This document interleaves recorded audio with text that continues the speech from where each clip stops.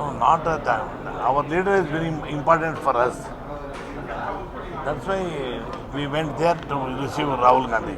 So you, But that's the blame. you don't wanted to. You don't. No, wanted we to want that receive. also because of unexpected program. They went. That's all. They say that the state interest became secondary. No. State is equally. Both are very important.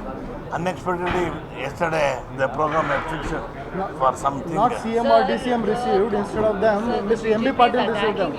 Attacking the Congress, saying BJP that the development of the state has taken a backseat. You see, BJP people, they don't have anything in their hand.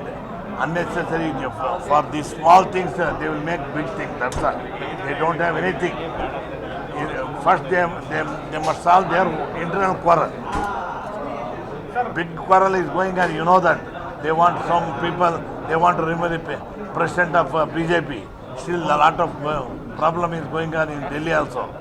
Let them address the first that one. BJP is planning to hold a Padayatra from Ballari to Bengaluru. They cannot hold the Padayatra. They don't have strength like Congress people. Thank you. End of this month, CM going to change. CM Rahul Gandhi has told both people to come to Delhi. Date has not been fixed.